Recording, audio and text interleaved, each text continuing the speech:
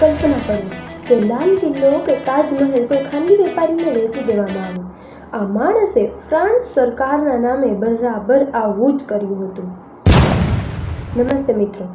વર્ષ 1925માં ફ્રાન્સની રાજધાની પેરિસ વિશ્વનું સૌથી સુંદર શહેર બની રહ્યું હતું. પરંતુ એ સમયે પેરિસની શાન ગણાતો આઈફલ ટાવર ભારે મુશ્કેલીમાં હતો. વાસ્તવમાં આઈફલ ટાવર માત્ર 20 વર્ષ માટે જ ઊભો રાખવા માટે બનાવવામાં આવ્યો હતો.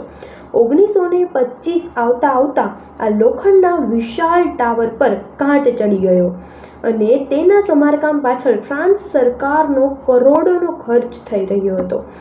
પેરિસના અખબારોમાં રોજ ચર્ચા થતી હતી, શું સરકારે આઈફલ ટાવરને તોડીને ભંગારમાં વેચી દેવો જોઈએ?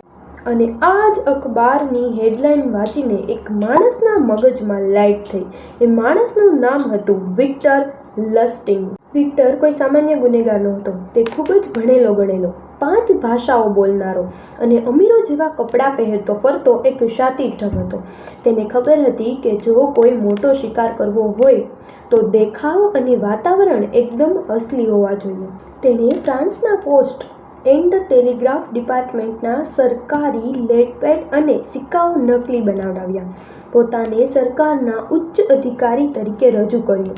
તેણે પેરિસની સૌથી પ્રતિષ્ઠિત અને મોંઘી હોટેલ ડી ક્રિયોનમાં એક આલિશાન સ્યુટ બુક કરાવ્યો. સરકારી મિટિંગો આવી જ જગ્યાએ થતી હતી. તે પેરિસના સૌથી મોટા 5 ભંગારના વેપારીઓને ગુપ્ત પત્ર મોકલીને હોટેલ પર બોલાવ્યા. જ્યારે 5 વેપારીઓ હોટેલ પર પહોંચ્યા ત્યારે વિક્ટર લસ્ટિંગે રૂમનો દરવાજો અંદરથી બંધ કરી દીધો અને અત્યંત ગંભીર અવાજે કહ્યું, મિત્રો, જે વાત હું તમને કહેવા જઈ રહ્યો છું તે અત્યંત ગુપ્ત છે. જો આ વાત બહાર ગઈ તો દેશમાં હંગામો થઈ જશે. સરકાર ભારે આર્થિક સંકટમાં છે અને આઈફલ ટાવરની જાળવણીનો ખર્ચ ઉઠાવી શકે તેમ નથી. તેથી સરકારે ખૂબ જ ભારે હૈયે આઈફલ ટાવરને તોડીને તેનો 7000 ટન લોખંડનો ભંગાર વેચી દેવાનો નિર્ણય કર્યો છે. વેપારીઓ તો આપ ફાટી પડ્યા હોય તેમ જોઈ રહ્યા.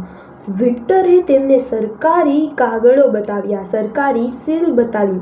તેની બોલવાની લઢણ અને આત્મવિશ્વાસ એટલો જબરદસ્ત હતો કે કોઈને શંકા પણ ન ગઈ.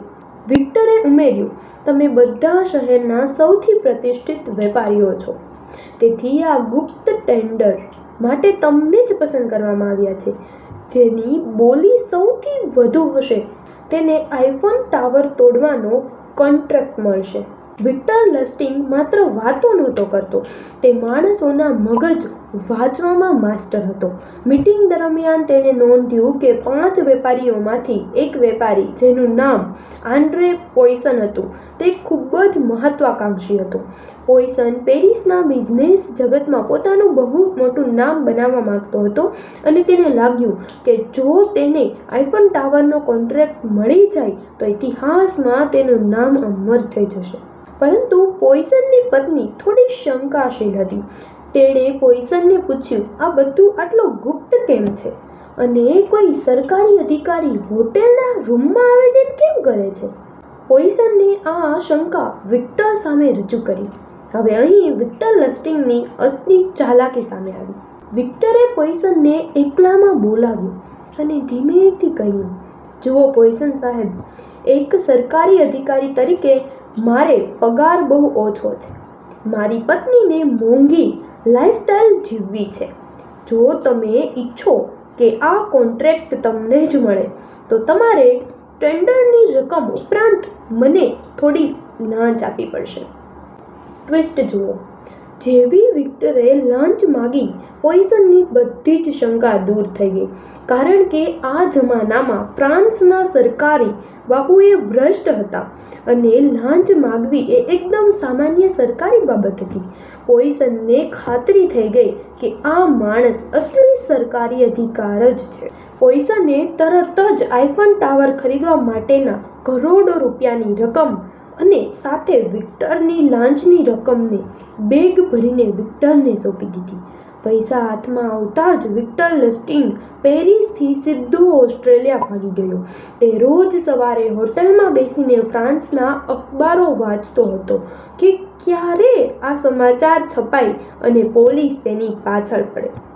પરંતુ પહેલું અઠવાડિયું, 2 અઠવાડિયા અને મહિનો વીતી ગયો. અખબારોમાં કોઈ સમાચાર ન આવ્યા. શા માટે? કારણ કે આન્ડ્રે પોઈસનને જ્યારે ખબર પડી કે તે છેતરાઈ ગયો છે અને આઈફોન ટાવર વેચાયો જ નથી, ત્યારે તેને એટલી શરમ આવી કે જો તે પોલીસ પાસે જશે તો આખા જગતમાં તેની મજાક ઉડશે કે આ મૂરખ તો આઈફોન ટાવર ખરીદવા નીકળ્યો હતો. પોતાની આબરૂ બચાવવા માટે પોઈસને પોલીસમાં ફરિયાદ જ ન નોંધાવી. જ્યારે વિક્ટરને સમજાયું કે પોલીસ તેની પાછળ નથી, ત્યારે તેની હિંમત 7મા આસમાને પહોંચી ગઈ. તેને લાગ્યું કે આ સ્કીમ તો સુપરહિટ છે. 6 મહિના પછી તે ફરી પાછો પેરિસ આવ્યો. તેણે એ જ હોટલ બુક કરાવી, બીજા 5 નવા ભંગારના વેપારીઓને બોલાવ્યા અને ફરીથી એ જ સ્ટોરી સંભળાવીને આઈફોન ટાવર વેચવાની પ્રક્રિયા શરૂ કરી દીધી. આ વખતે પણ તે એક વેપારી પાસેથી લાખો રૂપિયા પડાવવામાં સફળ રહ્યો. પરંતુ આ વખતે નવો શિકાર પોઈસન જેવો ડરપોક નહોતો. તે સીધો પોલીસ પાસે પહોંચી ગયો. વિક્ટર લસ્ટિંગને ગંધ આવી ગઈ કે પોલીસ આવી રહી છે, એટલે તે ટ્રેન પકડીને અમેરિકા ભાગી ગયો. અમેરિકા જઈને પણ વિક્ટરે હાર ન માની. ત્યાં તેણે નકલી નોટો છાપવાનું મોટું નેટવર્ક શરૂ કર્યું.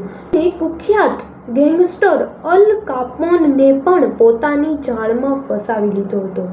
પરંતુ પાપનો ઘડો એક દિવસ ભરાય જરૂર છે. વર્ષ 1935માં આખરે એફબીઆઈએ તેને પકડી પાડ્યો.